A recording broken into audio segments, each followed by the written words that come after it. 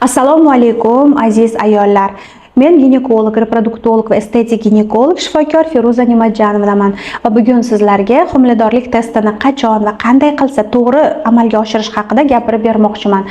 Homiladorlik testi bu ayol peshobidan ajralayotgan xorionik gonadotropinni aniqlash uchun o'tkaziladigan test. Xorionik gonadotropen bu homila, ya'ni xorion deyiladi, bu lotin tilida. Xorion bachadonga kelib yopishgandan so'ng o'zidan ma'lum bir miqdordagi moddalarni ajratishni boshlaydi onaning qoniga va ya'ni bu xorionik gonadotropen deyiladi. Hg deb aytiladi. Va mana shu Hg xorionik gonadotropen qon orqali ayolning buyragidan sezgiga o'tishni boshlaydi va bu modda ayol peshobida ajralishni boshlaydi va ana shu test mana shu moddaga nisbatan juda ham sezgir hisoblanadi va ma'lum bir miqdorga yetganda, konsentratsiya oshib borgan sari bizni testimizni ham tiniqligi oshib boradi. Qancha konsentratsiya yuqori bo'lsa, shuncha tiniq qonda ajralishni boshlaydi. Ya'ni agar siz har 2 kun o'tganda test qilsangiz va buni natijada tiniqlashib borayotgan bo'lsa, bu ham homilaning o'sayotganlik belgisidan bittasi hisoblanadi. Xo'sh, testni qachon qilish kerak, qanday qilish kerak degan savolga javob beramiz. Odatda biz mana shu testni, homiladorlik testini kunning mana shu uyg'ongandan keyin birinchi qismida ertalab qilishni tavsiya qilamiz. Sababi eng konsentratsiya yuqori bo'ladigan payt hisoblanadi. Ya'ni o'sha peshobda Hg ni miqdori eng ko'p bo'ladi. Kechqurun bilan yig'iladi. E'tibor bersangiz, ertalabda ayolning machasi, ya'ni peshobi tiniq, to'qroq bo'ladi, keyin ocharib boradi. Kun davomida rangi ochlashib boradi. Ertalabda to'qroq bo'ladi. Ana shu birinchi machamizdan olib agar qiladigan bo'lsak, bizda aniqroq bo'ladi va to'qroq chiqishi mumkin. Yoki umuman hali erta muddatda ham biz xira bo'lganda ham chiziqchani ko'rishimiz mumkin bo'ladi.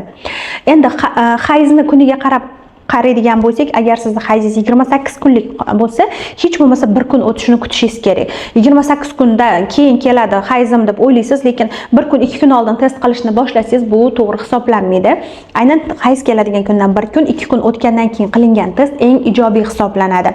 Ba'zida xatoliklar chiqadi. Ya'ni ana shu hayz keladigan kundan oldinroq test o'tkazib qo'ysangiz ham ikkita chiziqcha poloska bo'lib положительный javob olasiz. Bu nima deydi, ba'zida gormonal o'zgarishlar hisobiga yoki follikularni yoradigan ukol olgan bo'lsangiz, shunaqangi hozir preparatlar bor, bilasiz, ovulyatsiyani chaqirib beradi. Uni ham tarkibida xuddi shunaqangi Hg bo'ladi va ana shularning ta'sirida ham положительный chiqib qolgan bo'lishi mumkin. Va ba'zida bo'ladi, qizlarimiz testi положительный chiqdi, lekin hayzim kelib qoldi deb aytishadi va bu биологическая беременность deyiladi. Ya'ni biologik homiladorlik deyiladi. Biologichеская беременность bu embrion kelib bachadonga qisman yopishadi. 100% ham bu paytda полностью implantatsiya ham bo'lmaydi ko'pincha va yopishib turib qisman endi ana shu birikishga ulgurmasdan полностью endometriy qavat отторжение bo'ladi, ya'ni ko'chib tushadi, ko'chib ketadi va bola ham birgalikda tushib ketib qoladi. Bunda ham oz miqdorda qonga ana shu xorion o'zining gonadotropenlarini ana shu paytda xoriondan ajralib qoladi va shu paytda ham ozgina test xira положительный chiqib, keyin hayz kelib qoladi qizlarimizda. Ba'zan bunga har turli xil qon kasalliklari sabab bo'lishi mumkin. AFS, trombofiliya holatlari, qanaqadir virusli infeksiyalar sababchi bo'lishi mumkin va mana shu holatlar ham ro'y beradi. Endi siz uzoq kutgan homilangiz bo'ladigan bo'lsa, test qilishni kutmasdan, shu hayzingiz keladigan kundan 1 kun o'tsa ham, hayzingiz keladigan kuni bo'lsa ham, borib qonda analiz topshirishingiz mumkin. Hgacha. Analiz topshirganingizda, analizda srazu 3, 4, 5, 10, 100 baravargacha hatto ko'tarilgan holatda qonda aniqlanadi. Eng sezgir test bu qonda topshiriladigan analiz hisoblanadi. Qizlarimiz aytishadi, testi положительный chiqdi, lekin hali UZIda ko'rinmadi deb aytishadi.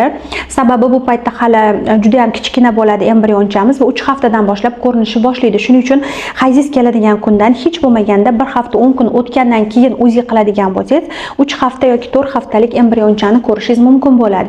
Ba'zida ovulyatsiya tabiiy ravishda kechroq sodir bo'ladi va shuni hisobiga ham embrionchamiz UZIda ko'rinmaydi. Lekin UZIda homilador bo'lganligingizni qandaydir belgilari bo'ladi. Juda ham endometriy qavati qalinroq bo'ladi. Ovulyatsiya bo'lgan sariq tanani ko'rishimiz mumkin bo'ladi va qanaqadir mana shu UZI belgilariga qarab ham sizning homilador bo'lganlik belgilaringiz bo'ladi albatta. Homiladorlik testi bo'yicha savollaringiz bo'lsa, izohlarda yozib qoldiring. Biz sizlarga video ko'rinishda javob qaytaramiz. Agar sizga video foydali bo'lsa, like tugmachasini bosib qo'ying va bizga obuna bo'lishni unutmang.